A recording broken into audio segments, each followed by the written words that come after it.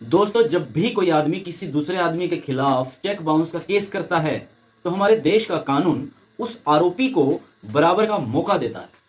Court में अपना पक्ष रखने का, अपना बचाव करने का बराबर का मौका देता है। आरोपी का पक्ष सुनने के बाद ही न्यायालय किसी फैसले पर पहुंचता है।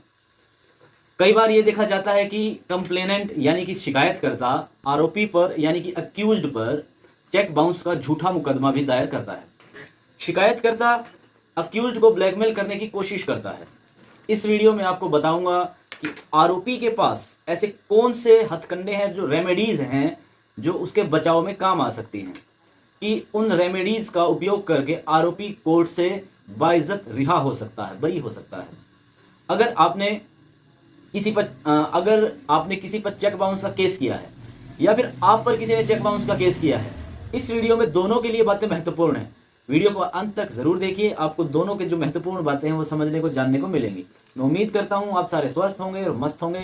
स्वागत है आपका आपके अपने लीगल डाकिया चैनल में। इसमें आपको पता चलेगा, शिकायतकर्ता को यह पता चलेगा कि आरोपी के पास बचाव के क्या क्या उपाय या रास्ते या हथकंडे हैं। उन्हें समझकर अपने केस को और मजबूत बना सकता है। अगर आप आरोपी हैं तो आपको पता चल जाएगा कि किन किन चीजों का आप सहारा ले सकते हैं। अगर आप पर किसी ने चेक बाउंस का केस कर दिया है तो वीडियो आपके लिए बहुत लाभदायक है। वीडियो को आपके हर सवाल का जवाब देने की मैं कोशिश करूंगा। सबसे पहले तो बेसिक चीज को समझते हैं, उस बेसिक चीज को बताने की कोशिश करता हूं। शिकायतकर्ता क्या होता है, जिसे हम कंप्लेनेंट बोलेंगे, और आरोपी है उसे अक्यूज्ड बोलेंगे। सबसे पहले तो क्या होता है कि आरोपी यानी कि अक्यूज्ड के पास एक लीगल नोटिस आएगा। उसमें मोटे तौर पर मूल तौर पर यह बात लिखी होगी, निष्कर्ष ये होगा कि आपने फला फला तारीख को चेक दिया, उसकी ये डिटेल है, ये अमाउंट है, भैया 15 दिन में हमें अपने पैसे लौटा दीजिए, नहीं तो आप पर हम चेक बाउंस का 138 के नेगोशिएबल इंस्ट्रूमेंट के एक्ट के तहत आप पर केस करने वाले हैं, क्रिमिनल कंप्लेंट करने वाले हैं। आरोपी अगर कंपनी है तो उस पर 138 के साथ साथ 141 और 142 नेगोशिएबल इंस्ट्रूमेंट एक्ट के तहत भी क्रिमिनल कंप्लेंट कर दी जाती है। जैसे ही आपको यदि इस तरह का कोई नोटिस मिले तो आपको सबसे पहले अपने वकील साहब से मिलकर लीगल नोटिस का जो आपके पास रिप्लाई आया है उसका रिप्लाई जरूर भेजना है। सबसे पहला, इस नोटिस को आपको हल्के में नहीं लेना कि भाई छोड़ो यार, ये कागज का टुकड़ा है, ऐसे नोटिस आते जाते रहते हैं, इस चक्कर में नहीं पड़ना। 15 दिन के बाद शिकायतकर्ता आपके खिलाफ क्रिमिनल कंप्लेंट कोर्ट में डाल सकता है। तो सबसे पहले आपको रिप्लाई का, जो आपके पास नोटिस है उसका रिप्लाई देना है। केस दर्ज होने के बाद कोर्ट आरोपी को समन जारी करेगा और कहेगा भैया कोर्ट में पहुंचिए। आरोपी को उस तारीख पर कोर्ट में पहुंचना होगा और फिर उसके बाद उसे लेनी पड़ेगी जमानत, उसके मिल जाती है।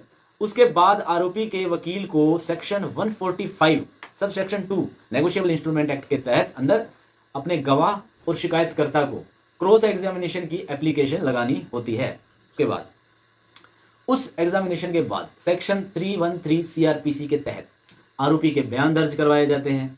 इस स्टेज पर आरोपी अपनी बात रख सकता है, कह सकता है, अपने बचाव में उसके पास जो जो भी चीजें हैं वो कह सकता है।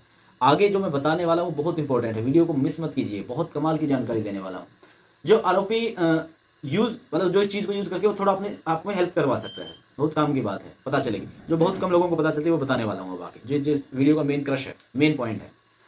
सेक्शन 315 सीआरपीसी आपको कोर्ट को रिटर्न एप्लीकेशन देकर खुद ही अपने गवाह बनकर अपने पक्ष में आप शिकायतकर्ता के खिलाफ अपना गवाह और अपनी गवाही दे सकते हैं और उससे गवाही दे सकते हैं और सारे आरोपों को जो आपके ऊपर लगे हैं उनको आप दरकिनार कर सकते हैं, झूठा साबित करने के लिए कह सकते हैं। ये गवाही वैसे कोर्ट में कसम खाकर होती है, यानी कि ये ऑन ओथ दी जाती है। ये गवाही कोर्ट इस गवाही को मानती है, अच्छे से कंसीडर करती है, सीरियसली कंसीडर करती है। सेक्शन 315 की गवाही होने के बाद दोनों पक्षों के वकीलों की, यानी कि शिकायतकर्ता के वकील और आरोपी पक्ष के वकील की आपस में बहस होती है। उसके बाद कोर्ट अपना जो फैसला सुनाती है, जो सारी चीजों को सुनकर, जानकर, समझकर। दोस्तों, इस वीडियो में जो सबसे इंपॉर्टेंट बात है वो उसके उपाय हैं। आरोपी के पास क्या उपाय हैं जिनका इस्तेमाल करके वो आरोपी बाइज्जत बरी हो जाएगा। अगर आप आरोपी हैं तो आपको पता होगा कि कौन सा डिफेंस आपके काम आएगा। मतलब ये सारे डिफेंस मैं आपको बता रहा हूँ, उनमें से आपको चेक करना है कि कौन सा आपके काम आएगा, और सभी बातों को ध्यान से सुनना। कॉपी पेन भी लेके साथ बैठ सकते हो, क्योंकि ये नहीं पता कि कौन सा टॉपिक आपको, कौन सा पैतरा आपके काम आ जाए। आपको सारी बातों का पता चल जाएगा। तो सबसे पहला पॉइंट ये है, आरोपी ये बात कहता है कि जितनी अमाउंट का शिकायतकर्ता ने चेक भरा, चेक भर दिया, मान लो 50 लाख 1 करोड़ का चेक भर दिया, और आरोपी कहेगा कि भाई मेरी क्षमता तो इतनी है ही नहीं, मैं तो 10-15 हज़ार की नौकरी करने वाला बंदा हूँ, या कुछ छोटा मोटा चाय का ठेला वेला इस तरह का छोटा मोटा काम करने वाला हूँ, तो ये मेरी क्षमता से ही बाहर है। इतनी बड़ी अमाउंट तो मैं हो ही नहीं सकती मेरे उसमें। तो मान लो उसने भर दिया, करोड़ रुपया भर दिया, 50 लाख भर दिया, और आप कमाते 5-10 हज़ार 20 हज़ार है, तो कोर्ट ये समझेगी कि झूठा केस है और झूठा केस समझकर फैसला आपके पक्ष में सुना देगी। दूसरा पॉइंट लगा लो, आरोपी को ये देखना है कि जब वो पैसे दिए, जिस समय पैसे दिए उस समय वहां कोई गवाह या फिर कोई ऐसा मौके पर मौजूद था जो ये अगर था कि नहीं था। अगर नहीं था तो ये आरोपी के लिए प्लस पॉइंट हो जाता है। पेमेंट देते समय कोई गवाह नहीं था, जो पेमेंट दी वो कोई एग्रीमेंट नहीं हुआ, पेमेंट जो दी वो कैश में दी। क्योंकि देखो ये वीडियो बेसिकली जागरूक करने के लिए कि पता होना चाहिए कि दोनों पक्षों को कि किन किन चीज़ों का हमें ध्यान रखना है। अगला पॉइंट ये भी उसके लिए फायदेमंद है कि भाई उस समय कोई गवाह या वीडियो या कोई और ऐसा कुछ नहीं था। अगला पॉइंट है, इस पॉइंट में वो कह सकता है कि जो चेक है, शिकायतकर्ता का जो लेन देन है वो ऐसा कुछ था नहीं, ये चेक उसने बतौर सिक्योरिटी के तौर पर दिया था। शिकायतकर्ता ने चेक का दुरुपयोग किया है। मैंने इसे चेक सिक्योरिटी के तौर पर दिया था, इसने मेरे चेक का दुरुपयोग किया है। सिक्योरिटी चेक के लिए साबित तो आरोपी को करना पड़ेगा कि भाई कोई स्टाम्प दिखाकर, कोई एफिडेविट दिखाकर, कोई कागज दिखाकर कि भाई ऐसे ये देखो ये कागज है, ये एज ए मैंने सिक्योरिटी पर्पज से इसको दिया था। उसमें साफ साफ स्पष्ट हो जाना चाहिए कि आपने ये चेक सिक्योरिटी पर्पज से दिया है। तो इस बात का भी आपको फायदा मिलेगा। सिक्योरिटी चेक होने पर शिकायतकर्ता 138 नेगोशिएबल इंस्ट्रूमेंट एक्ट के तहत नहीं जा सकता, लेकिन वो सूट फॉर रिकवरी डाल सकता है। मतलब जो 138 का कठिन प्रोसेस है, जैसे 138 में क्या है कि आपको 2 साल तक की सजा हो सकती है, और जो आपकी चेक की अमाउंट है उसकी 2 गुनी रकम आपको चुकानी पड़ सकती है। मतलब इतनी भारी भरकम मान लो रकम है तो उसका 2 गुना आपको चुकाना पड़ेगा। तो उसमें क्या है, रिकवरी फॉर सूट में क्या है कि अमाउंट देनी पड़ जाएगी, प्लस थोड़ा इंटरेस्ट देना पड़ जाएगा अगर केस आपकी उसमें आता है, खिलाफ आता है तो। और जो छोटी मोटी फीस होगी, वकील की फीस, ये वो ये सब कुछ देना पड़ेगा। तो जो 138 के कड़े फैसले हैं, कड़े तरीके, कड़े कानून हैं, उनसे आपको इसमें थोड़ी राहत मिल जाएगी सिक्योरिटी वाले प्रोसेस से।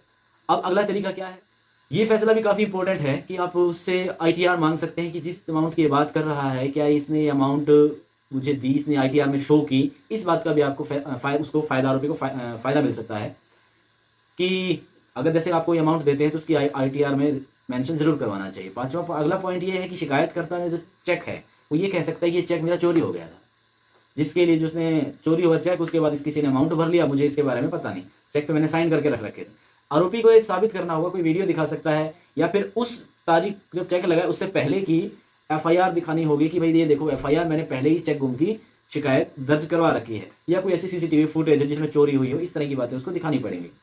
अगर कोई व्यक्ति आपको चेक बाउंस करने की धमकी देता है तो उसकी शिकायत तुरंत प्रभाव से पुलिस थाने में दें, और बैंक में भी इस बारे में बताएं कि इस तरह से कि ये व्यक्ति, इसके पास मेरा जो चेक वगैरह की जो भी आपका किस्सा कहानी है कि ऐसे ऐसे करके मुझे धमकी दे रहा है कि मैं मेरे साथ पंगा लेगा तो मैं तेरा चेक बाउंस करवा दूंगा। अगर आपको जानकारी अच्छी लगी तो आप हमारे चैनल को लाइक कर सकते हैं। आप कुछ भी नया जानने को मिला तो आप हमारे चैनल को लाइक कर सकते हैं। अगर आप लाइक करेंगे तो हमें हौसला मिलता है, और आपके हौसले के साथ साथ हम और ज़्यादा आपके लिए वीडियो बनाएंगे। आप हमारे चैनल को सब्सक्राइब भी कर सकते हैं। धन्यवाद।